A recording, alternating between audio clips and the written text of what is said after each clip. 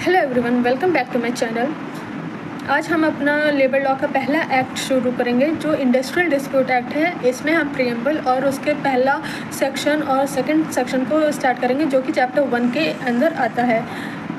और हम इस पूरे चैप्टर को इस वीडियो में पूरा डिटेल में एक्सप्लेन करेंगे और इजी लैंग्वेज में एक्सप्लेन करेंगे जिससे आपको ये पूरा टॉपिक समझ में आ जाए। So let start. लोगों का पहला एक्ट है इंडस्ट्रियल डिस्प्यूट एक्ट 1947। ये एक्ट जो है वो 14th नंबर पे बना था 1947 में, मतलब कि 13 एक्ट्स पहले बन चुके थे इसके। उसके बाद ये इन्फोर्स हुआ था 1 अप्रैल 1947 को। अब ये लॉ जो है वो क्यों एग्जिस्ट करता है, क्यों बनाया गया ये वाला एक्ट, ठीक है। ये था, पहले हम लोग पढ़ते हैं। Before 1947, there was no uniform law to settle fights between employers and workers in India. Workers had no legal protection if they were fired unfairly. Employers could shut down factories without notice. This act was passed to create a fair system where both sides could resolve dispute peacefully through conciliation, arbitration, or tribunal without disturbing the economy. ठीक है। अब हम लोग समझते हैं कि ये act क्यों एग्जिस्ट करता है। मतलब ये जो हम लोगों ने पढ़ा ये अपने इस एक्ट का पूरा प्रीएम्बल है, ठीक। इसमें क्या बोल रहा है कि जो एक्ट है वो इसलिए बनाया गया कि पहले एक्ट के पहले जो ये फाइट होती थी एम्प्लॉयर और वर्कर के बीच में, ये सेटल डाउन नहीं, मतलब कि इसको सुलझाया नहीं जाता था। इसके ऊपर कोई भी ऐसा लॉ नहीं था कि जो इन सारी बातों को सुने या इन सबको सुलझाए, इन सबके बीच में कुछ भी जो भी फाइट्स वगैरह हैं उनको कम करा। इसलिए इस लॉ को लाया गया जिसने फाइट्स को कम करा। ये जो लॉ है उससे पहले जब नहीं था, उससे पहले यहाँ पे कोई भी लीगल प्रोटेक्शन नहीं थी। कभी भी किसी भी वर्कर को फायर करा जा सकता था। जो फैक्ट्रीज थे वो without notice employers shut down कर देते थे। ये एक्ट इसलिए बनाया गया जिससे जो सिस्टम है वो फेयरली वर्क करे, दोनों साइड की बातों को सुना जाए और रिजॉल्व करा जाए। किसके थ्रू? कंसिलिएशन, आर्बिट्रेशन और ट्रिब्यूनल के थ्रू। और ये इंश्योर करा जाता है कि जो इकॉनमी है अपने नेशन की वो डिस्टर्ब ना हो। अब हम लोग पहला चैप्टर पढ़ने जा रहे हैं जिसमें सेक्शन 1 और सेक्शन 2 के बारे में बताया गया है। सेक्शन 1 क्या है? टाइटल, एक्सटेंट एंड कमेंसमेंट, ये बात करता है। मतलब कि ये सेक्शन डील करता है कि इस क्यों बनाया गया, इसका टाइटल क्या है, ये कहाँ लागू होता है, क्यों लागू है, इन सब के बारे में। This section is the identity card of the act. It tells us the act is called the Industrial Dispute Act 1947. It applies to whole of India after 1956 amendment. Originally, it excluded Jammu and Kashmir. It came into force on 1 April 1947. अब इसमें हम लोग क्या पढ़ रहे हैं? हम tip है Section 1 Clause 2 was amended by the Act 36 of the 1956 to extend the Act to the whole of India. Before this, the original subsection 2 has the proviso that was later omitted by the Act 251 of 1917. ठीक। अब क्या कह रहा है section 1? Basically क्या कहना चाहता है कि जो सेक्शन 1 है वो आइडेंटिटी कार्ड है। जैसे हम लोग कहीं पे भी जो स्टूडेंट्स होते हैं उनको आइडेंटिटी कार्ड दिया जाता है, जो वर्कर्स होते हैं, जो स्टाफ होता है उनको आइडेंटिटी कार्ड दिया जाता है। सेक्शन को आइडेंटिटी कार्ड बोला गया है। ये एक्ट, इसका जो पूरा एक्ट है इसका नाम है द इंडस्ट्रियल डिस्प्यूट एक्ट 1947। इसके बाद ये अप्लाई होता है पूरे इंडिया पे। मतलब इसको अमेंड करा गया था 1956 में, जो कि एक्सक्लूड करता था जम्मू एंड कश्मीर को। बट उसके बाद 1956 अमेंडमेंट के बाद ये पूरे इंडिया पे लागू होने लगा। ये कब इन्फोर्स हुआ था? 1 अप्रैल 1947 में। ओके।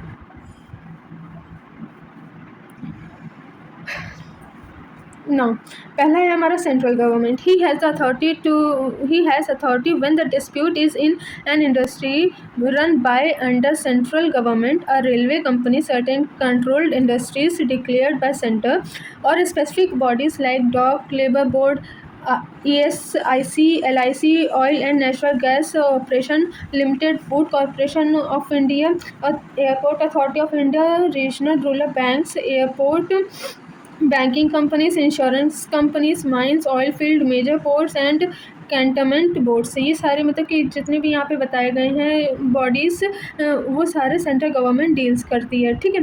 उसके बाद जो स्टेट गवर्नमेंट है, he has the authority in all other industrial dispute not listed in the central government. Simple चीज़ है, जो सेंट्रल गवर्नमेंट में जिस बॉडी के बारे में नहीं बताया गया है वो स्टेट गवर्नमेंट डील करेगी। A dispute arises in a coal mine in Jharkhand. Since mines are specially listed under central government jurisdiction, section 2A clause 1, the central government is the appropriate government, not Jharkhand government. ठीक है, क्या बोल रहा है कि जो ये dispute arise होता है कोल माइन के डिस्प्यूट अराइज होता है कोल माइन के ऊपर, उसमें जो माइन है वो कहाँ पे लिस्टेड है, सेंट्रल गवर्नमेंट के पास लिस्टेड है, उसके पास जुरिडिक्शन है इसको डील करने का, सेक्शन 2A क्लॉज 1 में बताया गया ये। उसके बाद इसीलिए जो अप्रोप्रिएट गवर्नमेंट है कोल माइन की वो सेंट्रल गवर्नमेंट है, ना कि झारखंड की स्टेट गवर्नमेंट है। अब हम स्टार्ट करते हैं आर्बिट्रेटर, जो सेक्शन 2 क्लॉज AA में बताया गया है। ये ऐड करा गया था एक्ट 36 ऑफ 1964 में। इसकी मीनिंग है a person is appointed to settle dispute privately between parties without going to court. An arbitrator also include an umpire, a person who gives the final decision when arbitrator disagree. ठीक, अब क्या कह रहा है कि ये person जो है वो अपॉइंट करा जाता है कि जो पार्टीज़ हैं वो उनके डिस्प्यूट को सॉल्व करा जाए, रिजॉल्व करा जाए और कोर्ट ना जाना पड़े। जो आर्बिट्रेटर है वो भी इंक्लूड होता है एज एन अम्पायर। जो पर्सन है वो अगर फाइनल डिसीजन देता है उसको माना जाएगा भले ही आर्बिट्रेटर उससे डिसएग्री करे। उसके बाद फैक्ट्री ओनर एग्जांपल है, a factory owner and the union agree to appoint a retired जज to decide there veg dispute, that retired जज इज द आर्बिट्रेटर। ठीक, क्या कह रहा है कि जो फैक्ट्री ओनर है और यूनियन जो है वो आपस में एग्री करते हैं कि एक रिटायर्ड जज को अपॉइंट करा जाएगा, वो हमारे वेज डिस्प्यूट को डिसाइड करेगा, तो जो रिटायर्ड जज है वो हमारा आर्बिट्रेटर होता है। उसके बाद हमारा आता है 2 बस AAA। इसमें एवरेज पे बताया गया है, जो ऐड करता है act 43 of 1953। This is use to calculate compensation like pay off compensation and retrenchment compensation. It means the average of wage paid to a workman. ठीक है, इसका मतलब है कि जो कंपनसेशन होता है उसको कैलकुलेट करा जाता है, जैसे ले ऑफ कंपनसेशन हो गया या रिट्रेंचमेंट कंपनसेशन हो गया, इसको कैलकुलेट करा जाता है और उससे एवरेज वेज जो है वो वर्कर्स को दी जाती है। जैसे मंथली पेड वर्कर होते हैं, मंथली पेड वर्कर मतलब average of wages in the 3 complete calendar month before the relevant date. उसके बाद वीकली पेड वर्कर कौन होते हैं, average of wages in the 4 complete weeks before the relevant date. Daily paid worker average of wages in the 12 full working days before the relevant date. If above period is not worked, average is calculated for the actual period the workman worked. मतलब ये सारी चीज़ें बताई गई हैं कि कैसे calculate करा जाएगा। अगर मंथली है तो उनका 3 महीने का कैलेंडर देखा जाएगा, कंप्लीट कैलेंडर होना चाहिए। वीकली है तो उनका 4 वीक्स कंप्लीट होना चाहिए। अगर डेली पेड वर्कर है तो उनका 12 वर्किंग डेज होना चाहिए। 2 क्लॉज B अवार्ड, जो सब्सटीट्यूट करा गया था सेक्शन बाय एक्ट 36 ऑफ 1956। इसका मीनिंग है the final decision of an industrial dispute giving by the labour court, industrial tribunal और national industrial tribunal. It can be interim, temporary और final. Also include arbitration award made under section 10A। ठीक, अब क्या कह रहा है, award क्या होता है, ये फाइनल डिसीजन होता है जो कि इंडस्ट्रियल डिस्प्यूट के लिए दिया जाता है। लेबर कोर्ट देती है, इंडस्ट्रियल ट्रिब्यूनल दे सकती है या फिर नेशनल इंडस्ट्रियल ट्रिब्यूनल दे सकती है। ये इंटरम भी हो सकता है और फाइनल भी हो सकता है। जो ये आर्बिट्रेशन अवार्ड है वो सेक्शन 10A में भी इंक्लूडेड है। इम्पॉर्टेंट डिस्क्रिप्शन क्या है, a settlement is reached by the mutual agreement between the party, and award is a decision imposed by the court or tribunal. Both are legally binding but they are arise differently. ठीक है, मतलब इसमें settlement भी होता है, इसमें award भी दिया जाता है। सेटलमेंट क्या होता है, दोनों पार्टीज के बीच का म्यूचुअल एग्रीमेंट होता है, बट अवार्ड जो है वो डिसीजन इम्पोज करा जाता है कोर्ट और ट्रिब्यूनल के थ्रू। ये दोनों लीगली बाइंडिंग होते हैं मगर ये दोनों डिफरेंटली अराइज होते हैं, मतलब कि दोनों का काम अलग है, दोनों का नेचर अलग है, बट ये दोनों लीगली बाइंडिंग होते हैं पार्टीज के ऊपर। उसके बाद सेक्शन 2 क्लॉज BB आता है, जो बैंकिंग कंपनी है, added by the act 54 of 1949। means a banking company has defined in the Banking Regulation Act 1949 having branches in more than one state. This is important because such bank come under the central government jurisdiction. Specifically include Reserve Bank of India, State Bank of India, Export Import Bank of India, Industrial Reconstruction Bank of India, Small Industrial Development Bank of India and corresponding news under Banking Companies Acquisition Act 1970 and 1980s. ठीक है। अब क्या कहना चाह रहा है कि जो बैंकिंग कंपनीज एक्ट है वो रेगुलेट होता है बैंकिंग कंपनीज एक्ट 1949 से, जिसमें एक से ज़्यादा ब्रांचेस जो हैं वो बना सकती है बैंक, मगर जो इसका जुरिडिक्शन है वो सेंट्रल गवर्नमेंट के पास होता है। ये बहुत ही ज़्यादा इंपॉर्टेंट है। इसमें कौन कौन सी बैंक इंक्लूड हैं? ऑलमोस्ट सारी हैं, जैसे रिजर्व बैंक ऑफ इंडिया हो गए, state bank of India, export and import bank of India, industrial reconstruction bank of India, small industrial development bank of India, corresponding new banks under banking companies acquisition act 1947 and 1980। ये सारी bank जो हैं वो इसके अंदर आती हैं और ये सब जो हैं सेंट्रल गवर्नमेंट डील करती है। उसके बाद हमारा आता है section 2 clause C means a board of conciliation constitute under this act and under section 5 it is a body to set up by the government to help parties reach a settlement through discussion and compromise। अब ये क्या बोलना चाह रहा है? ये board है, मतलब कि ये एक बॉडी होती है या मेंबर्स होते हैं इसके अंदर जो कि कॉन्स्टिट्यूट करा गया है इस एक्ट के अंदर अंडर सेक्शन 5 जो आगे हम लोग पढ़ेंगे। ये it is a body to set up, मतलब कि ये जो बॉडी है ये सेटअप करी गई है इसलिए कि जो पार्टीज़ हैं वो सेटलमेंट पे रीच कर सकें या तो थ्रू डिस्कशन या फिर कॉम्प्रोमाइज़ के थ्रू। ठीक है।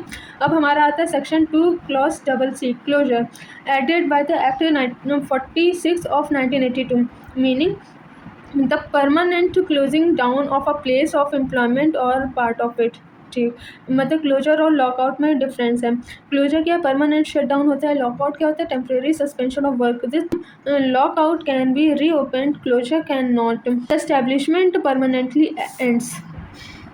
ठीक है। अब हमारा क्या है क्लोजर? क्लोजर क्या बताना चाह रहा है कि ये परमानेंट क्लोजिंग डाउन होता है प्लेस ऑफ एम्प्लॉयमेंट या पार्ट ऑफ एम्प्लॉयमेंट, मतलब कि अगर कोई भी कंपनी है वो इंसॉल्वेंट हो गई है या फिर कुछ ऐसा हो गया है जो वो लॉस में जा रही है तो वो परमानेंट कंपनीज़ को बंद कर सकती है। और ऐसी बहुत सारी कंपनीज़ हुई हैं, या तो मर्ज हो गई हैं या तो उनका शटडाउन हो गया है। जो शटडाउन होता है उसको क्लोजर बोला जाता है। ठीक है। और जो लॉकआउट होता है वो टेम्प्रेरी सस्पेंशन होता है, मतलब कि उसमें डिस्प्यूट या स्ट्राइक वगैरह चल जाता है तब वो लॉकआउट होता है, या कोई अलग नेचुरल कॉज है तब भी सस्पेंशन होता है वर्क, इसीलिए उसको लॉकआउट बोला जाता है। वो भी हम आगे पढ़ेंगे क्लियरली क्या होता है। और जो लॉकआउट है उसको हम लोग बाद में कंपनी या जो इस्टेब्लिशमेंट है उसको ओपन कर सकते हैं, बट क्लोजर में हम लोग इस्टेब्लिशमेंट को ओपन नहीं कर सकते, वो परमानेंटली बंद हो जाता है।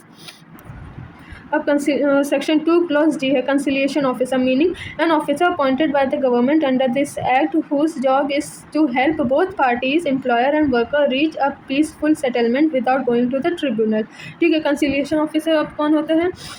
ये वो ऑफिसर होता है जो गवर्नमेंट इस एक्ट के तहत अपॉइंट करती है। इसका जॉब होता है कि दोनों पार्टीज वर्कर और एम्प्लॉयर को एक फुल सेटलमेंट के ऊपर पहुंचाया जाए, मतलब कि उनके बीच की जो डिस्प्यूट है उनको ख़त्म करा जाए, सेटल करा जाए और उनको ट्रिब्यूनल ना जाना पड़े।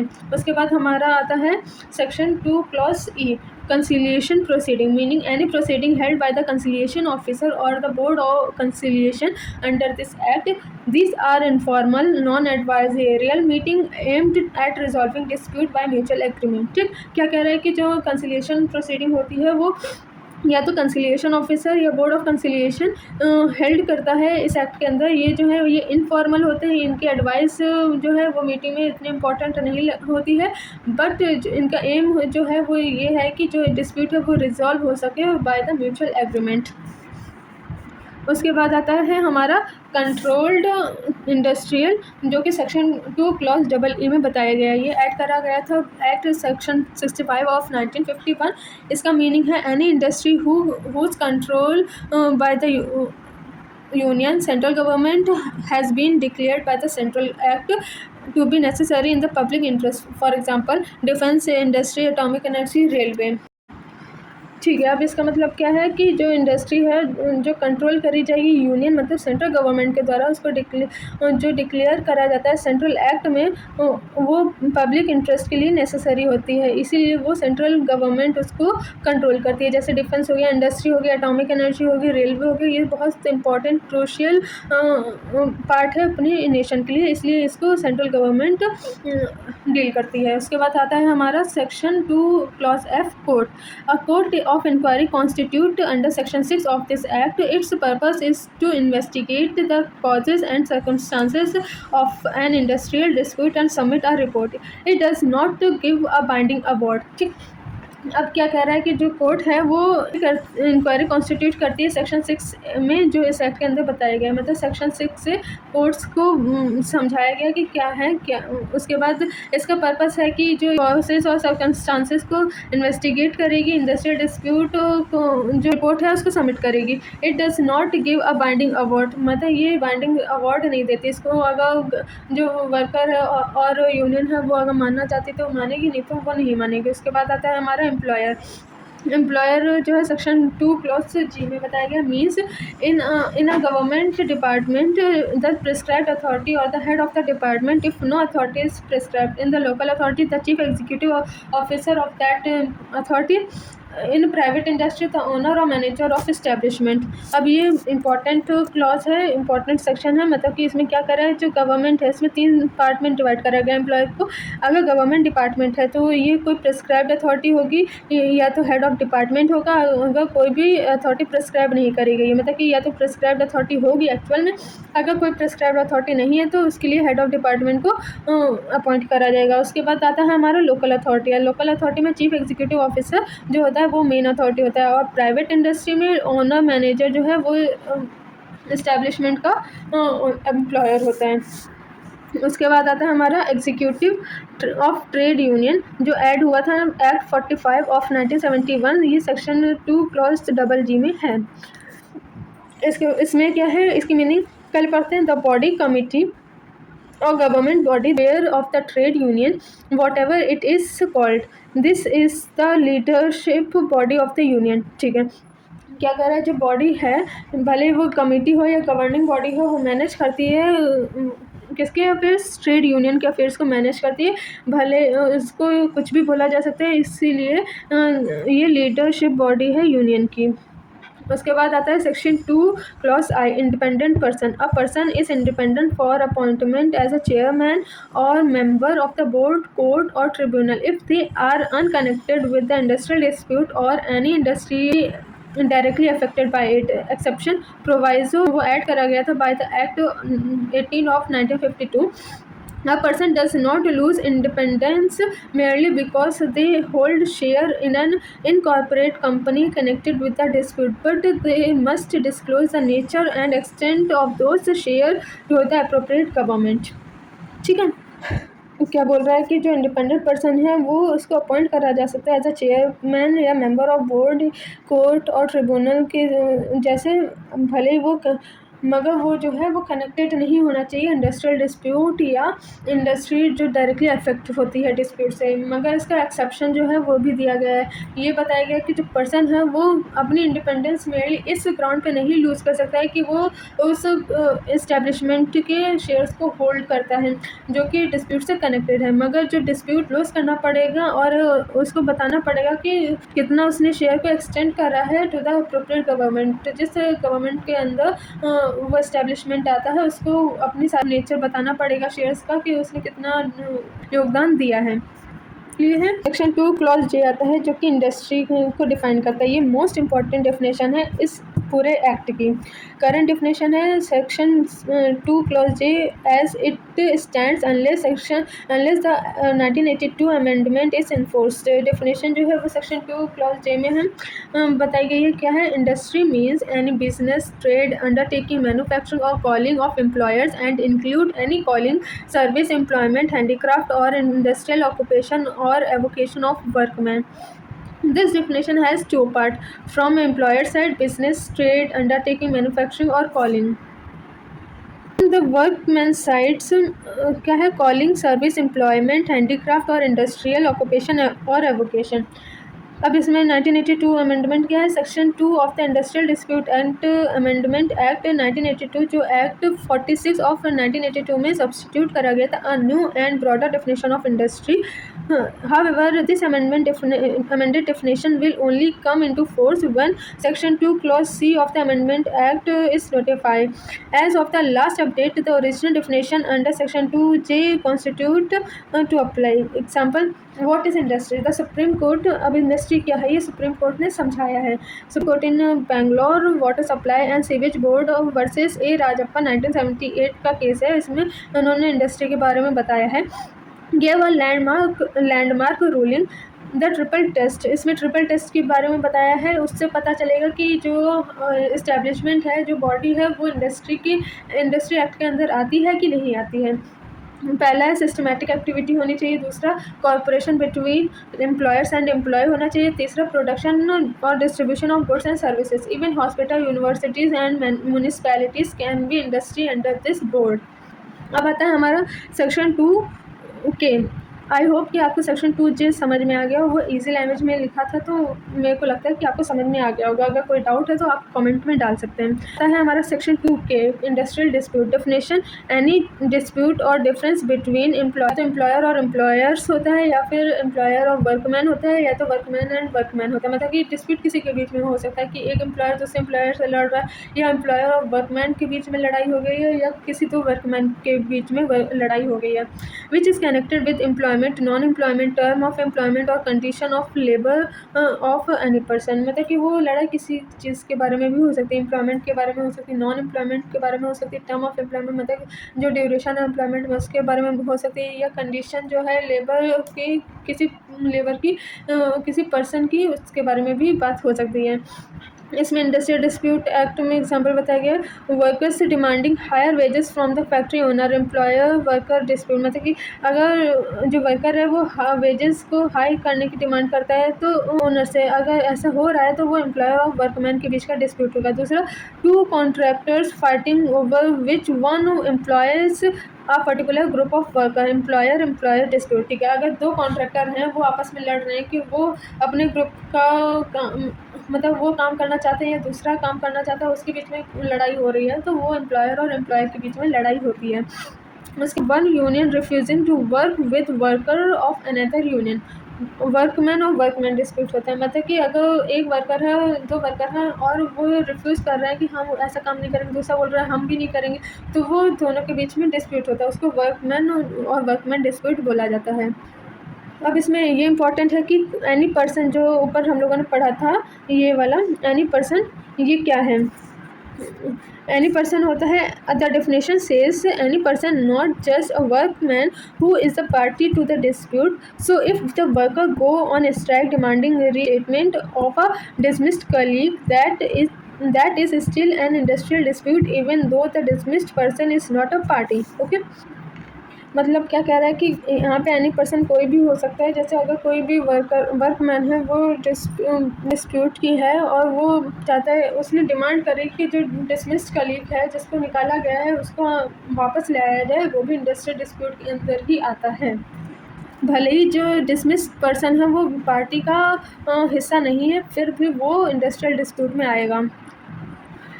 उसके बाद है सेक्शन 2 क्लॉज के इंडस्ट्रियल इस्टेब्लिशमेंट और अंडरटेकिंग जो ऐड करा गया है एक्ट 46 ऑफ 1982 में. means the establishment or undertaking in which an industry is carried on. To deal with the mixed establishment where some activities are industries and some are not. If the industrial unit is survivable from the non-industrial unit, treat each separately. If the predominant activity is an industry and the other activity merely support it and cannot be separated, treat the entire establishment of an industrial establishment. उसके बाद second आता है हमारा section 2 clause double के. मैं आधे sections को केवल रेड कर रही हूँ क्योंकि वो सारे इंपॉर्टेंट नहीं हैं. जो इंपॉर्टेंट है मैं उनको समझा दूँगी. अब है हमारा section 2 clause double K. Insurance company added by the act 54 of 1949 means insurance company as defined in the insurance act 1938 having branches और establishment in more than one state. Such companies fall under central government jurisdiction.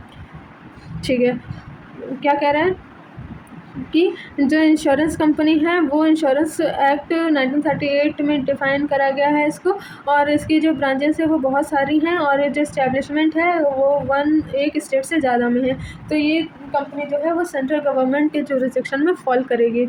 उसके बाद आता है 2KB labour code, जो add करा गया section 36 of 1956 में। ये इंपॉर्टेंट है।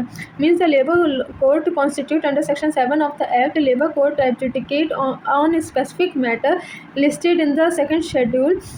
Example, dispute about discharge, dismissal, application of standing order, legality of strike और लॉकआउट। ठीक है, क्या कह रहा है, लेबर लॉ जो है वो कॉन्स्टिट्यूट करा गया है, बनाया गया सेक्शन 7 में जो इस एक्ट का है, और लेबर लॉ जो है वो एडजुडिकेट करता है स्पेसिफिक मैटर को, जो कि मतलब कि वो उन मैटर से डील कर सकता है जो कि सेकंड शेड्यूल में दिए गए हैं इस एक्ट के।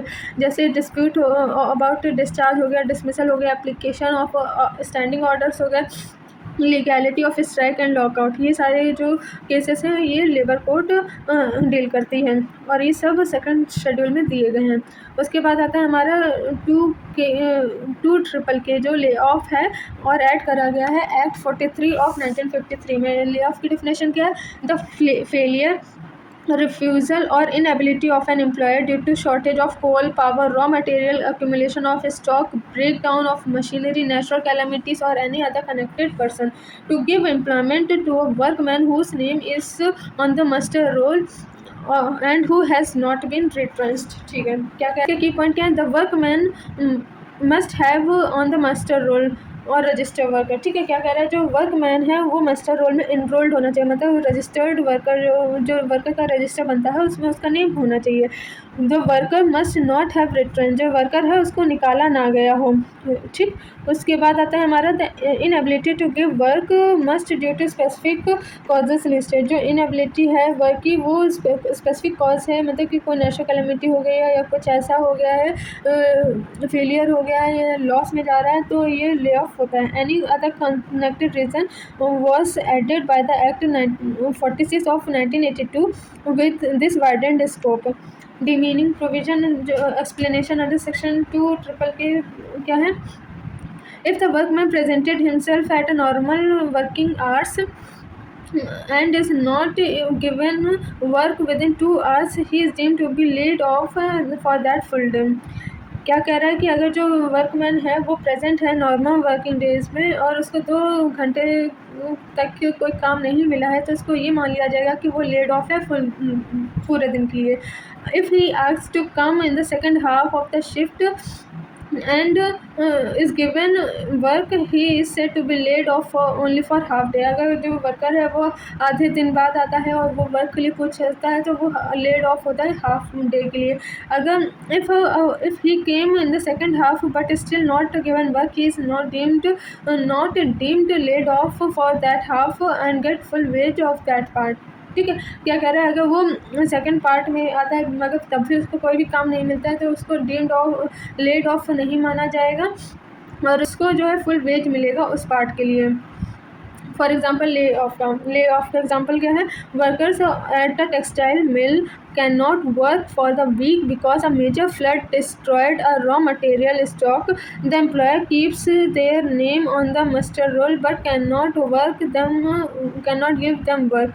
This is lay off worker is entitled to lay off compensation under section 25C। ठीक है, क्या कह रहा है कि अगर मान लो ये एग्जांपल है, जैसे कि वर्कर है उसकी टेक्सटाइल मिल है और वहाँ पे मेजर बहुत भारी फ्लड आ गया और उसकी वजह से रॉ मटेरियल बर्बाद हो गया है, तो क्या कर रहा है, जो एम्प्लॉयर है उसका नाम जो है मस्टर रोल पे इनरोल्ड है बट उसको कोई भी काम नहीं मिल रहा है, तो वो ले ऑफ में चला जाएगा और इसलिए वो इंटाइटल्ड होगा ले ऑफ कंपनसेशन के लिए अंडर सेक्शन 25C। लॉकआउट क्या है, definition as amended by the section 46 of the 1982 definition दिया section 2 clause L में, the temporary closing of a place of employment or the suspension of work or the refusal by an employer to continue to employ any number or person employed by him। ठीक है, lockout employers weapon, ये employer का weapon होता है जो कि temporary employer shut down करता है या रिफ्यूज़ करता है एम्प्लॉयर को एज अ प्रेशर टैक्टिक।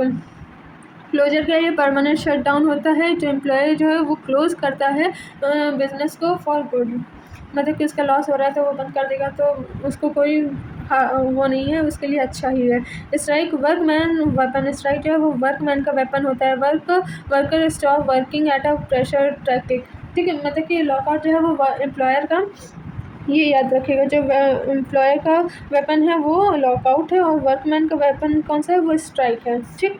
उसके बाद हमारा आता है 2LA, ये सब ऐसे ही मैं पढ़ दूँगी, इस तरह इंपॉर्टेंट नहीं है। Major port and LB mine है। मेजर पोर्ट क्या है, जो डिफाइन करा गया इंडियन पोर्ट है 1908 में डिफाइन करा गया और डिक्लेयर करा गया central government as a major port, मतलब सेंट्रल गवर्नमेंट के पास इसका जुरिस्डिक्शन है।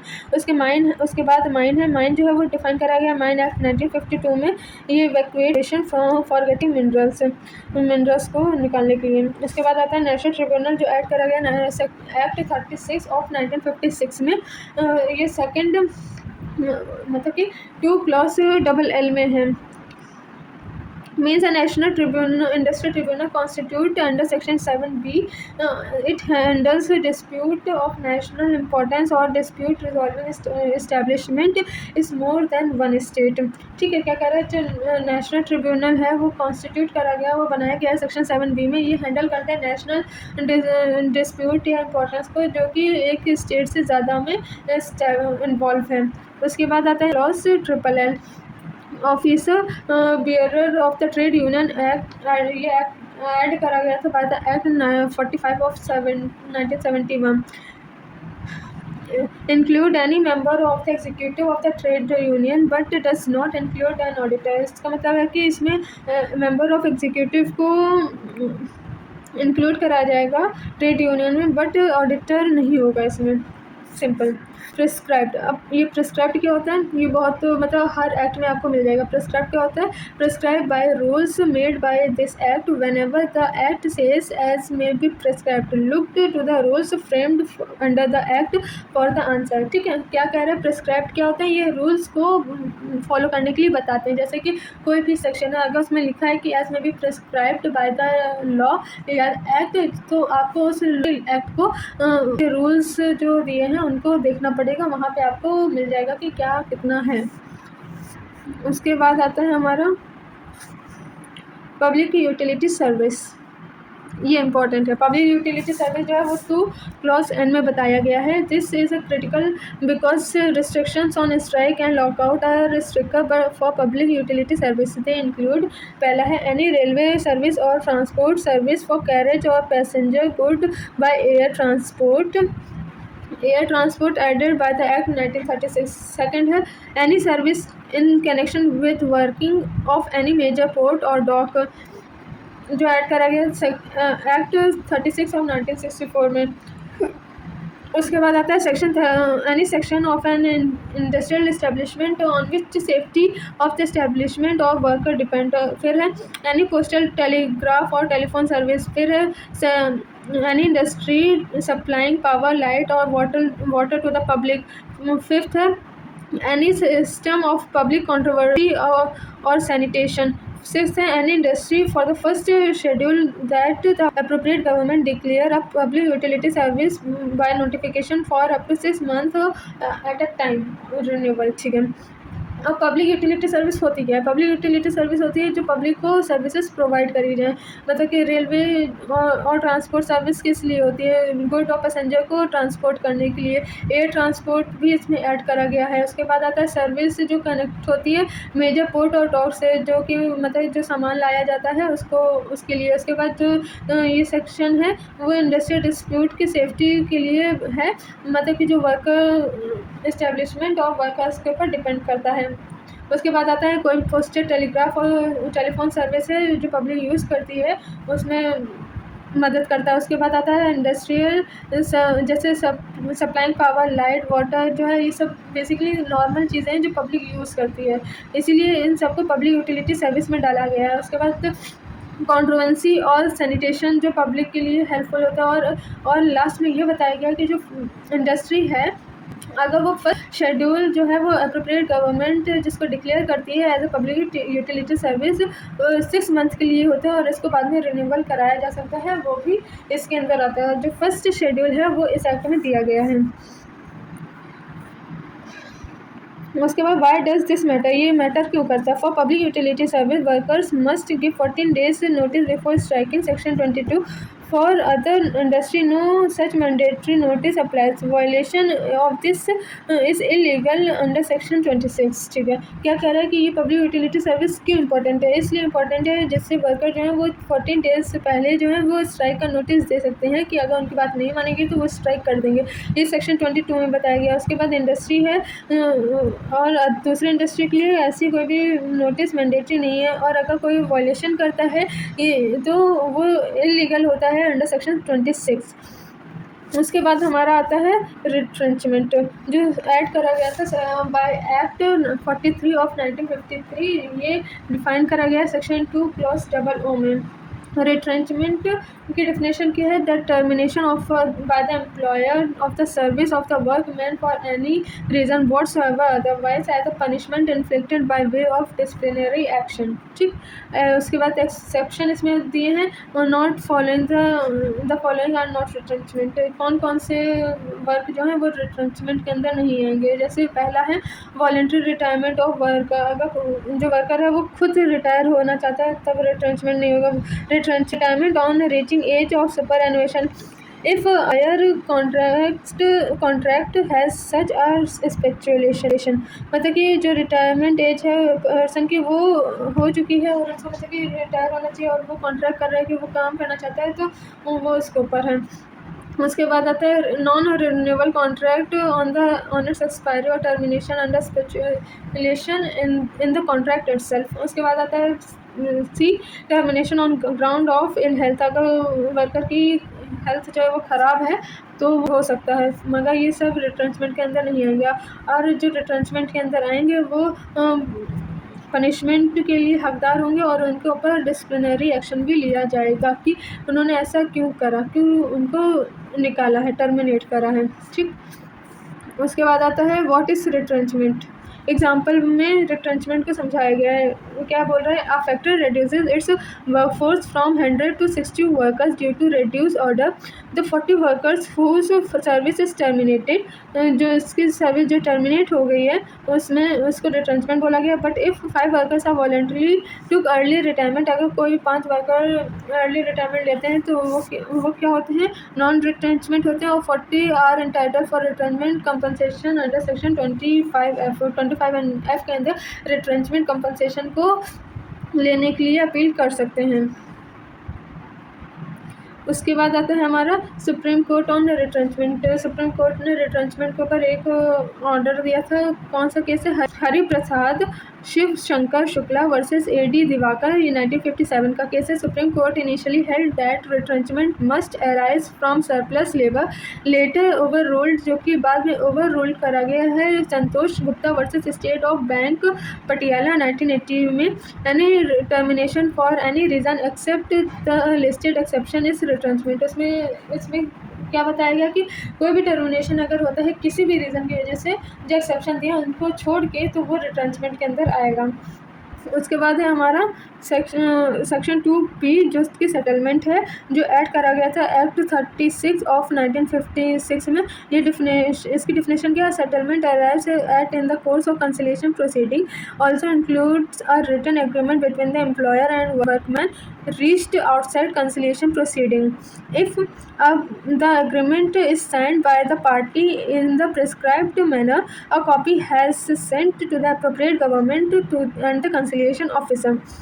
ठीक, बाइंडिंग इफेक्ट ऑफ सेटलमेंट भी है। Settlement reached during conciliation proceeding under section 12 is binding on all workman in the establishment even those who were not party to it. A private settlement is only binding on the signatories unless it cover all workman. ठीक है, binding effect बता रहा है। मतलब settlement क्या है, ये एक ऐसा प्रोसेस है जो कंसिलिएशन प्रोसीडिंग के अंदर आता है। ये रिटन एग्रीमेंट भी होता है जो कि एम्प्लॉयर और वर्कमैन के द्वारा करा जाता है, और ये जो है कंसिलिएशन रीच करता है आउटसाइड कंसिलिएशन प्रोसीडिंग। मतलब उसमें कंसिलिएशन प्रोसीडिंग नहीं होती, उसमें एक मेंबर अपॉइंट करा जाता है जो डिस्प्यूट को सेटल कराने की कोशिश करता है। जो एग्रीमेंट है वो सेंड करा जाएगा दोनों पार्टीज के द्वारा इन द प्रिस्क्राइब मैनर, जैसा प्रिस्क्राइब्ड करा गया है उस तरीके से साइन करा जाएगा, और जो कॉपी है वो सेंड करी जाएगी अप्रोप्रिएट गवर्नमेंट को या फिर कंसिलिएशन, मतलब कि दोनों को दी जाएगी। एंड है, जैसे यहाँ पे एंड है तो इसका मतलब है कि अप्रोप्रिएट गवर्नमेंट को भी दी जाएगी और कंसिलिएशन ऑफिसर को भी दी जाएगी। दोनों में से एक को नहीं दी जाएगी, मतलब दोनों को ही दी जाएगी।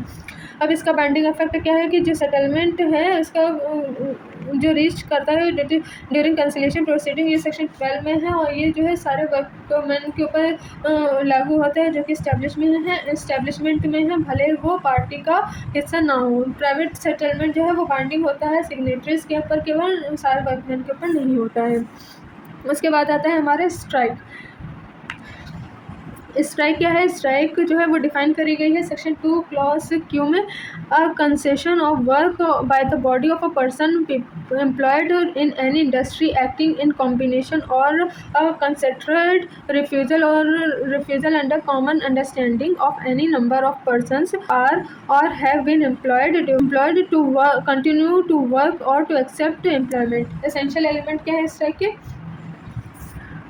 there must be body of a person, more than one single person stopping work is not a strike। ठीक है, मतलब उसमें क्या है कि जो बॉडी ऑफ पर्सन, मतलब कि ग्रुप होना चाहिए पर्सन लोगों का, वर्कमैन का, जो कि स्ट्राइक के लिए आते हैं। अगर कोई एक पर्सन काम करना बंद करते हैं तो वो स्ट्राइक में नहीं होता, बट अगर ग्रुप होता है पूरे वर्कमैन का काम करना बंद करते हैं तो उसको स्ट्राइक बोला जाता है। They must be employed in the industry, और जो पर्सन स्ट्राइक करेंगे वो इंडस्ट्री के अंदर इनरोल्ड होने चाहिए। जो मस्टर्ड रोल हम लोगों ने पढ़ा था उसके अंदर इनरोल होना चाहिए, उसमें उनका नाम होना चाहिए। कंसेशन मस्ट बी कॉम्बिनेशन और under common industry, not random individual decision. जो ठीक है, क्या कह रहा है कि कोई रैंडम इंडिविजुअल डिसीजन नहीं होना चाहिए कि हमको भाई ऐसा करना है, हमको भाई वैसा करना है, नहीं।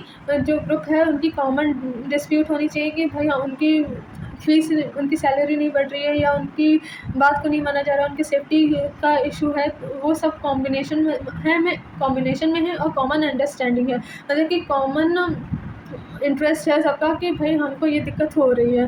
उसके बाद the refusal can be continue working और to accept employment even future employment. ठीक है, जो रिफ्यूज़ल है वो किसका होता है, कंटिन्यू वर्किंग का या तो एक्सेप्ट एम्प्लॉयमेंट का।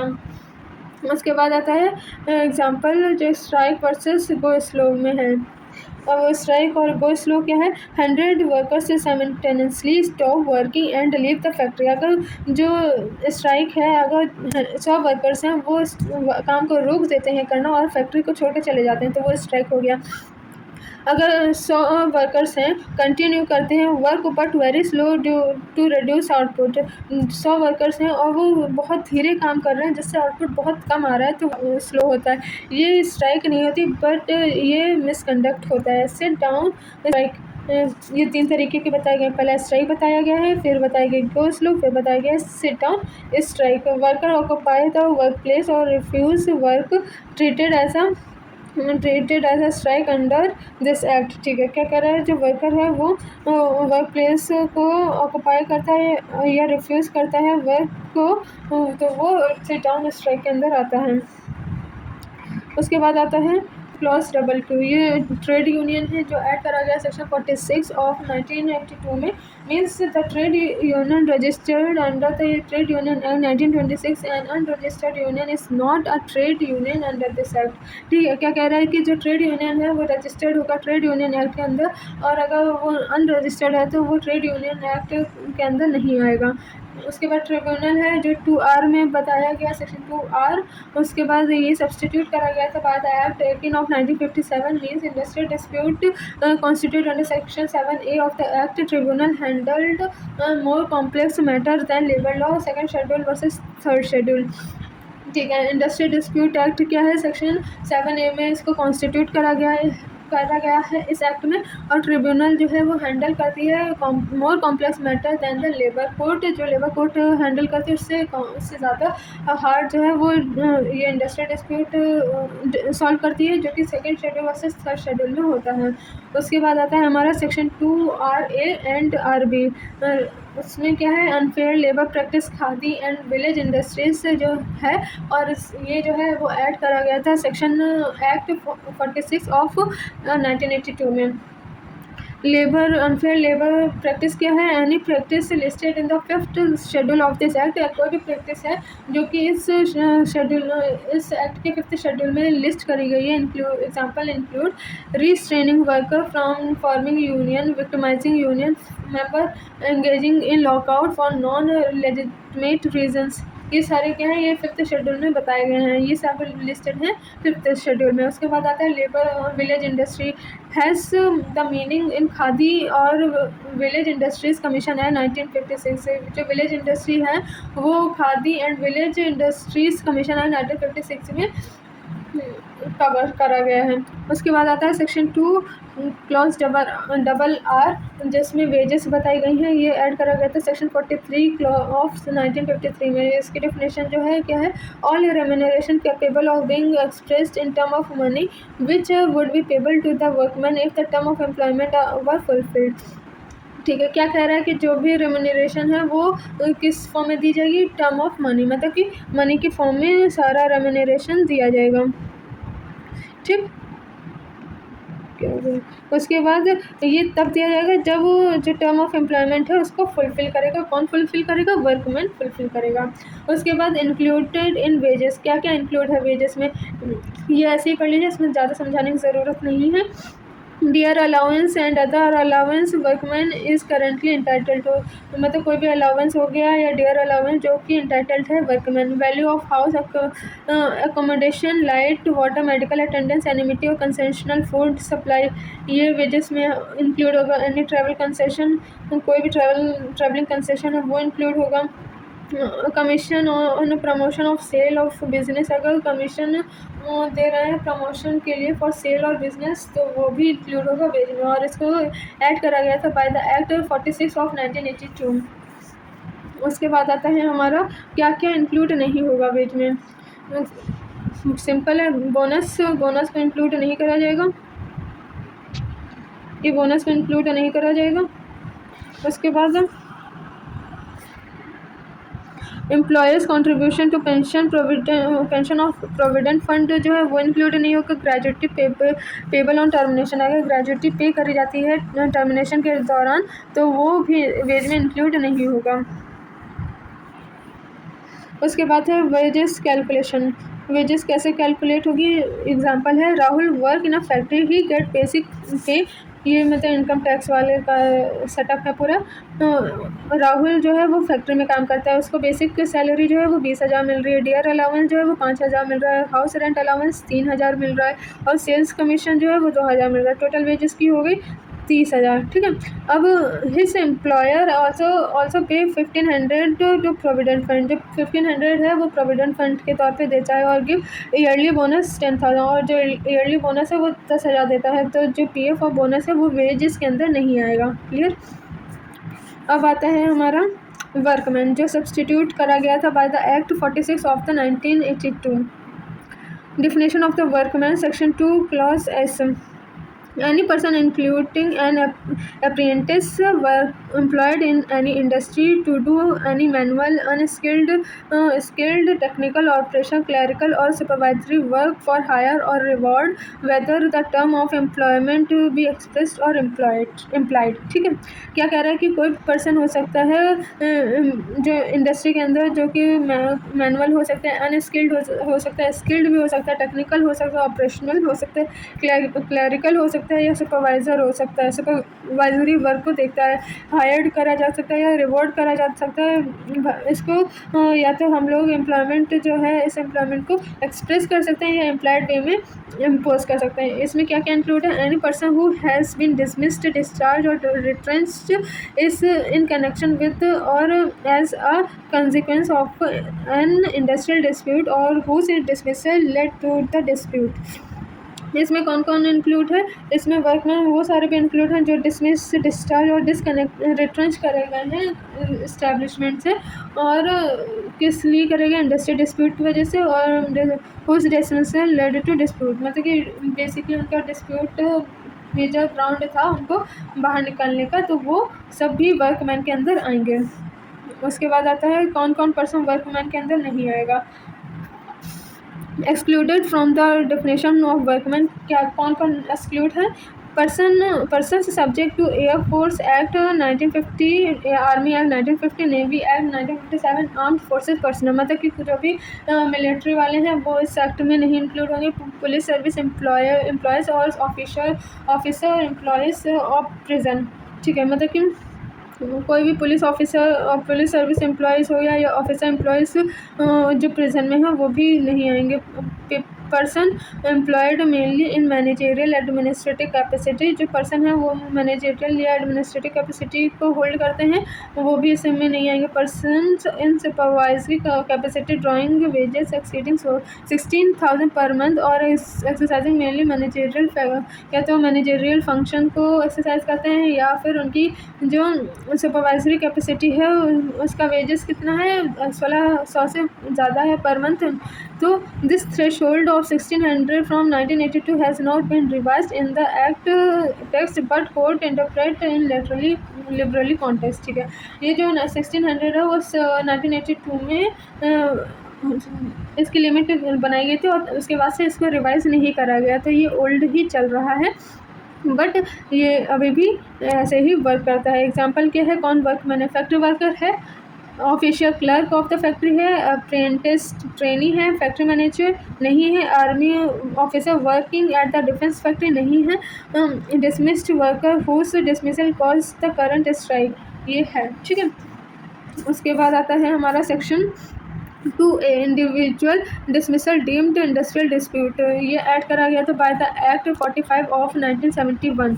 इसमें सेक्शन 2A में क्या बताया गया? When the employer discharges, dismiss, retrenches और otherwise terminate the service of an individual workman, any dispute between that workman and his employer connected with such action shall be deemed to be an industrial dispute even if no other workman and no union party is to the dispute, ठीक है। Why section 2A is added, क्यों add करा गया? This was the major reforms before section 2A, a single dismissed worker could not raise an industrial dispute on their own. They need support from other workers or trade union. This left industrial workers without legal remedy. After 2A, any individual worker who is fired, dismissed or retrenched can directly access to the industrial dispute machinery under this act even if they stand alone, ठीक है। मतलब कि section 2A की क्या need पड़ी कि उसको यहाँ पे लाना पड़ गया? कब लाया गया? 1971 में इसको अमेंड करा, मतलब कि सब्सटीट्यूट करा गया था, ऐड करा गया था, ठीक है। ये इसलिए ऐड करा गया था कि पहले क्या होता था, इसके पहले कि जो वर्कर्स हैं अगर एक वर्कर को निकाला गया है तो वो अपने लिए अपील नहीं कर सकता था, वो अपने लिए लीगल रेमेडी नहीं ले सकता था, उसके लिए उसको दूसरे वर्कर्स की ज़रूरत थी, सपोर्ट की ज़रूरत थी और वो बहुत कम हो पाता था जिसकी वजह से उनको लीगल रेमेडी नहीं मिल पाती थी। बट सेक्शन 2A को ऐड करने के बाद जो भी डिसमिस्ड, फायर्ड और रिट्रेंच वर्कर्स हैं वो डायरेक्टली इंडस्ट्रियल डिस्प्यूट मशीनरी के अंदर जाके अकेले ही अपने लीगल रेमेडी को ले सकते हैं। उसके बाद आता है हमारा एग्जाम्पल। एग्जाम्पल क्या है? Meena, a factory worker is dismissed, no other worker support her case और and trade union backed her. Before 1971 she had no remedy under this act. After section 2A was added in 1971, Meena can independently raise an individual dispute and approach to the labour court and और conciliation officer for reinstatement और compensation, ठीक है। क्या बोल रहा है कि example simple है कि जब एक वर्कर है जिसका नाम मीना है, उसको डिसमिस कर दिया गया है और उसको कोई भी वर्कर सपोर्ट नहीं कर रहा है उसके केस में, और कोई यूनियन भी उसके पीछे है, मतलब कि उसके सपोर्ट में नहीं है। 1971 के पहले जो था उसके पास कोई भी रेमेडी नहीं थी इस एक्ट के अंदर, बट सेक्शन 2A के ऐड होने के बाद, जो कि 1971 में ऐड हुआ है, मीना जो है वो इंडिपेंडेंटली अकेले इंडस्ट्रियल डिस्प्यूट को रेज कर सकती है और अप्रोच कर सकती है labour court conciliation officer for reinstatement और कंपनसेशन, मतलब कि अपनी लीगल रेमेडी को मांग सकती है। इम्पॉर्टेंट क्या है, section 206 amendment to the section 2A 2006 में भी इसका अमेंडमेंट करा गया। Section 2A was further amended in section 2 in 2006 by the act 24 of 2010 notification. Subsection 2 was added allowing the individual workman to directly apply to the labor court or tribunal if no conciliation settlement is reached within 45 days of the dispute being raised. This gives individual workers the faster remedy. ठीक है। अब 2006 में क्या amend करा गया था कि जो वर्कर है उसको रेमेडी चाहिए, और उसको रेमेडी पहले 1971 के बाद से कैसे मिलता था, या तो लेबर कोर्ट जाती थी या तो कंसिलिएशन ऑफिसर के पास जाती थी कंपनसेशन के लिए। अगर वहाँ से नहीं मिल रहा है वो डायरेक्टली क्या कर सकती है, वो लेबर कोर्ट या ट्रिब्यूनल में अप्लाई कर सकती है। अगर कंसिलिएशन सेटलमेंट नहीं हो रहा है 45 डेज़ के अंदर, तो वो वहाँ डायरेक्टली जा सकती है और फास्टर रेमेडी मिल सकती है। ये आज का टॉपिक था। तो चैप्टर 2 स्टार्ट करेंगे। यहाँ तक का आज का था। कोई भी डाउट हो, कोई भी क्वेरी हो, आप कमेंट सेक्शन में डाल सकते हैं, मैं आपके आपको शायद मेरी वीडियो पसंद आई हो, इन्फॉर्मेटिव लगी हो। अगर लगी हो तो प्लीज़ सब्सक्राइब करो, लाइक करो, शेयर करो, जिससे और भी स्टूडेंट इन सारी चीज़ों के बारे में जान सकें। मैंने डिटेल में सारी चीज़ें पढ़ाने की कोशिश करी है, इसलिए ये जो वीडियो है वो लंबी बन गई। मैंने सोचा था कि शॉर्ट में आधे घंटे की बना दूँगी, बट टॉपिक लेंदी थी तो इस वजह से टाइम लग गया। चाहूँगी कि आपको बस इन्फॉर्मेशन अच्छी मिले, जिससे आप एग्ज़ाम में अच्छा कर सकें। सो नेक्स्ट वीडियो में मिलते हैं। Bye bye, see you.